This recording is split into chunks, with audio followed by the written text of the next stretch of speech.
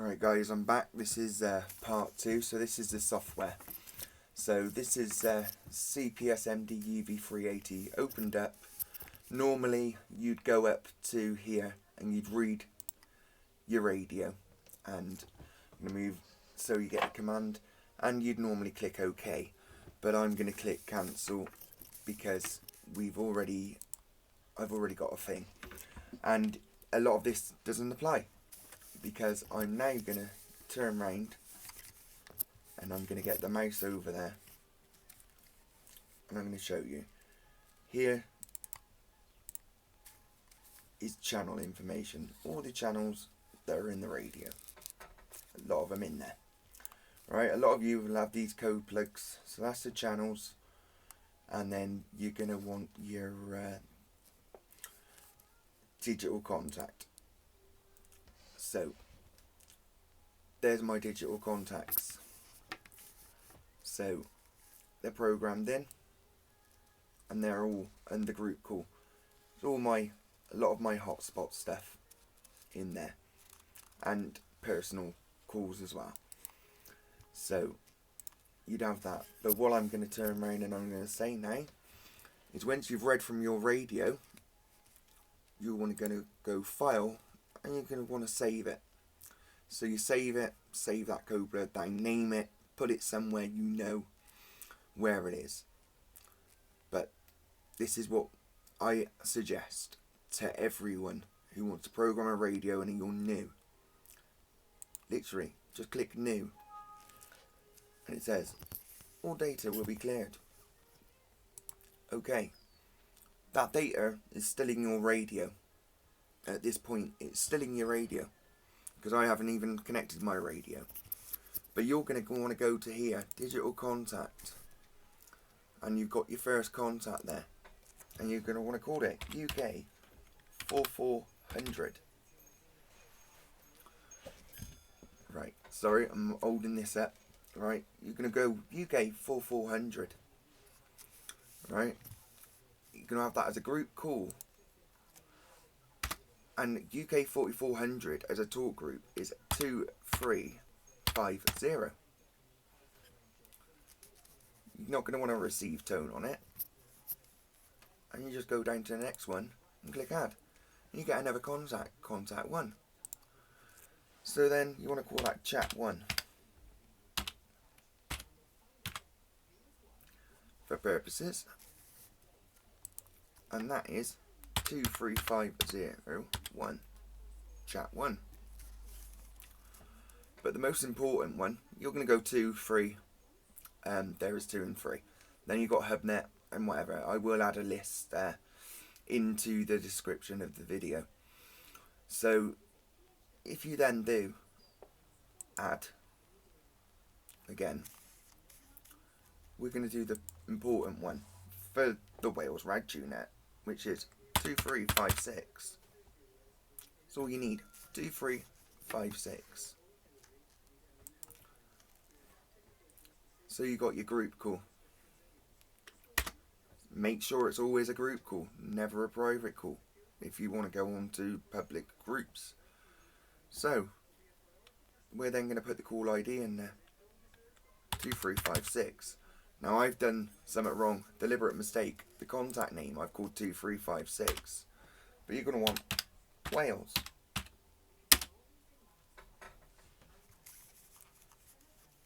And there you go. On you go until you've got all the contacts in. So you've added all your contacts in digital contact. So you're now going to go to your channel information. Now I'm trying to look on an iPad as I do this. So channel information. And you're going to open that plus out. There's only going to be one channel in there. Now, if you've got a hotspot, that channel, you're going to want, first one, just edit this channel, digital. And then you're going to want channel 1. So we won't call it channel 1 anymore, we call it UK 4400. So you've called it UK 4400. Now your hotspot. For demonstrations purposes, this may not be the same for yours, but your hotspot is 438.800.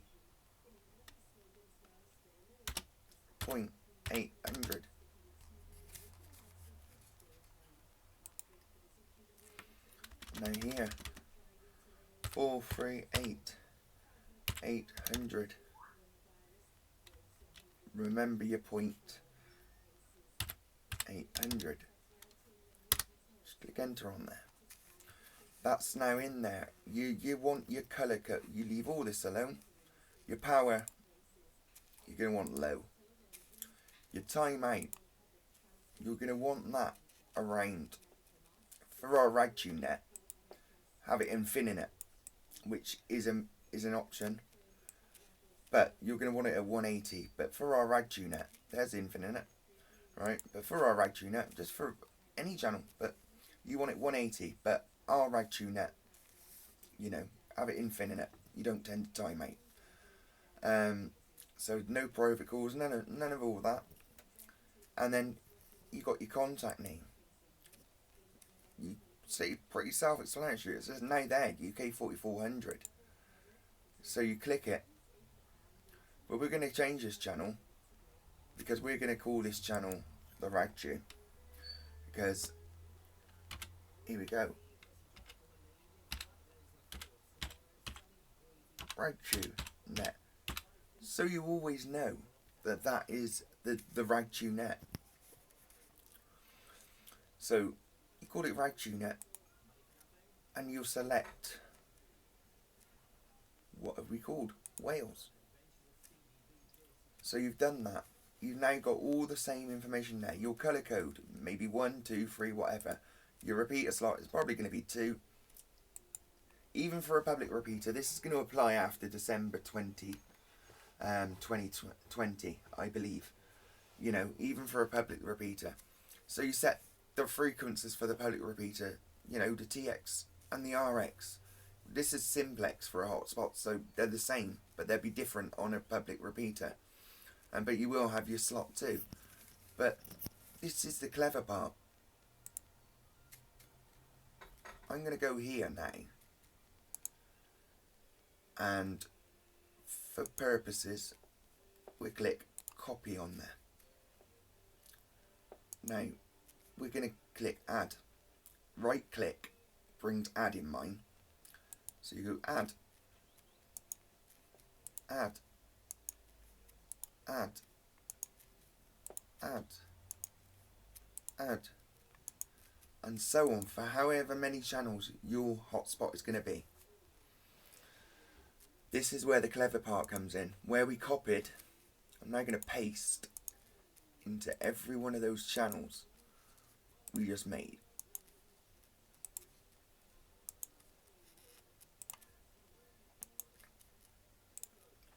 We just pasted. So now when we click on channel 1, the information is changed on there, channel 1. Except there's one vital mistake. It says Wales there. But we swap it to UK 4400.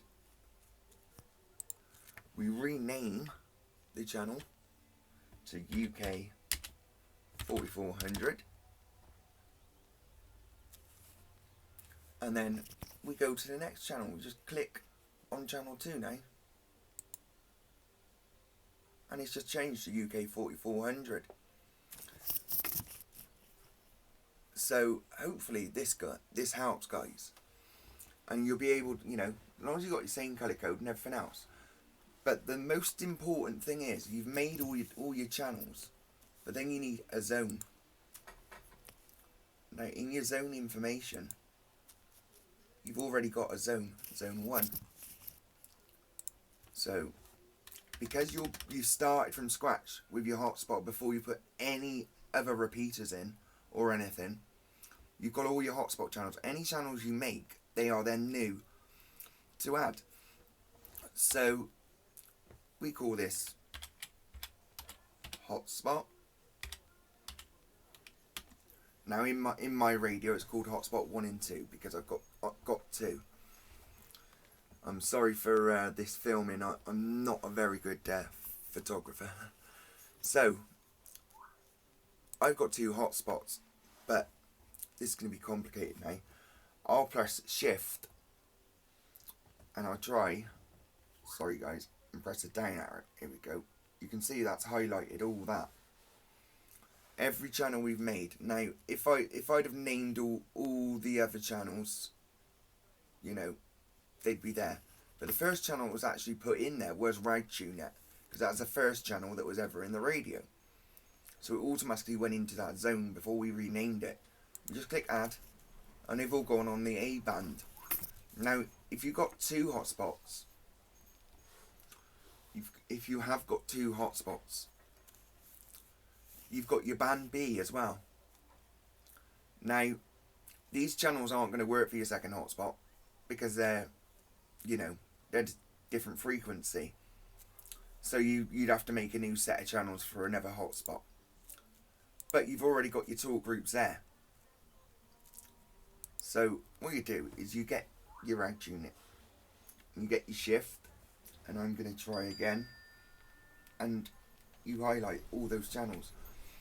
But when you're making a second zone, you've already added your hotspot channels, so you're going to ignore them and start adding your repeaters. So you add.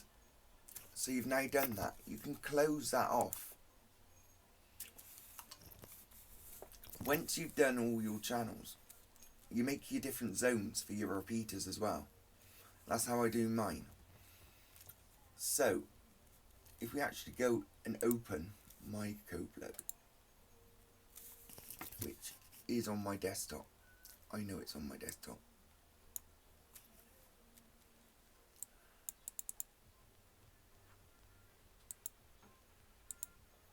Right, COVID-19 fire. Yeah, that's the correct one. Now it opens up to nothing. Actually opens up to nothing. But when I go to my channel information, you've got all your channel information in there. It's all scrambled up. But you're going to put it in uniform. So as you want to put it. So it's going to be in there as you creating your zones. Now when you make your first zone, that's going to be your first zone. When you make your second zone, it'll be the second zone in the radio, etc. So think about that when you do make it. But here's my zones. So if I open that up, I've got VHF FM repeaters, and the one we're going to open up on my radio is hotspot 1 and 2. Now, you see, they kind of look the same, except you'll see there are discrepancies in the titles. For channel B and channel A, that's because I use 2 hotspots. So, there's that. Now you can make another zone and you can put the hotspots on different bands, but and you can incorporate your hotspot in. You know, you can keep adding it into different zones.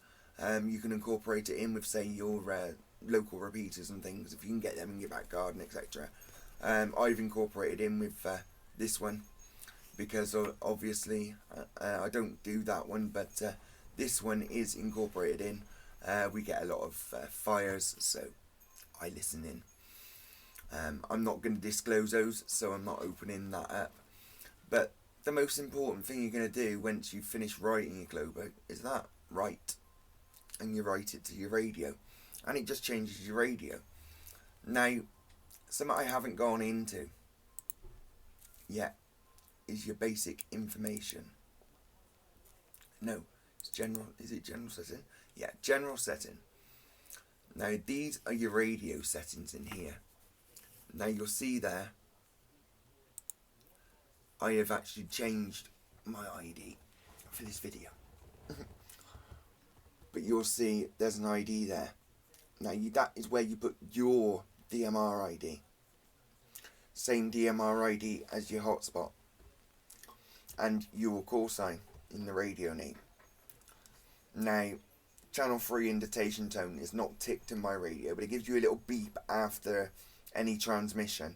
I don't have it ticked. It's annoying for me. But you can tick it. But, you know, I'm actually showing a lot there, but it works, you know. And that's an important thing, that you've got the right DMR ID before you write it to the radio, and when you write the code plug, because, and obviously you can set your mic level in there as well.